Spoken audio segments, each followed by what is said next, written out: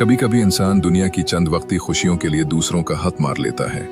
किसी की मेहनत का हक, किसी की जमीन का हक, किसी की इज्जत का हक, या किसी की कमजोरी का फायदा उठाकर उसका हक छीन लेता है और फिर दिल को यह तसल्ली देता है कि कौन देख रहा है। सब लोग तो ऐसा ही करते हैं, लेकिन हकीकत यह है कि दुनिया में शायद कोई ना देखे, मगर अल्लाह सब कुछ देख रहा होता है।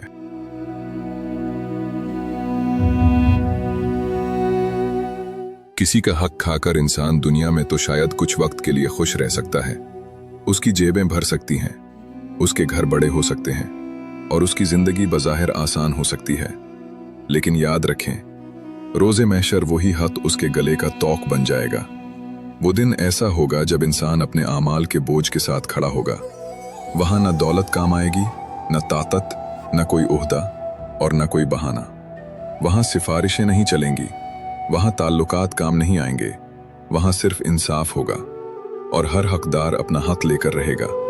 अगर किसी ने किसी पर जुल्म किया होगा तो उसके नेक आमाल लेकर मजलूम को दे दिए जाएंगे, और अगर नेकियां खत्म हो गईं तो मजलूम के गुनाह जालिम के नामे में डाल दिए जाएंगे। यही है हकीकी खसारा।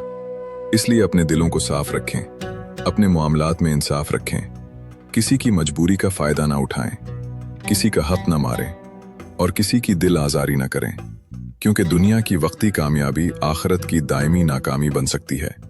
और याद रखें, आखिरत का हिसाब बहुत सख्त है। अगर ये बात दिल को छू गई हो और आप चाहते हैं कि हमारा मुआशरा इंसाफ और खैर से भर जाए, तो इस वीडियो को लाइक करें, अपने दोस्तों और रिश्तेदारों के साथ शेयर करें और कमेंट्स में ज़रूर लिखें, अल्लाह हमें दूसरों का हक अदा करने की तौफीक दे। और अगर आप ऐसी ही दिल को झंझोड़ देने वाली, ईमान को ताज़ा करने वाली और ज़िंदगी बदल देने वाली नसीहतें सुनना चाहते हैं, तो अभी हमारे चैनल को सब्सक्राइब करें और बेल आइकन को ज़रूर दबाएं। अल्लाह ताला हमें जुल्म से बचने और दूसरों का हक अदा करने की तौफीक अता फरमाए।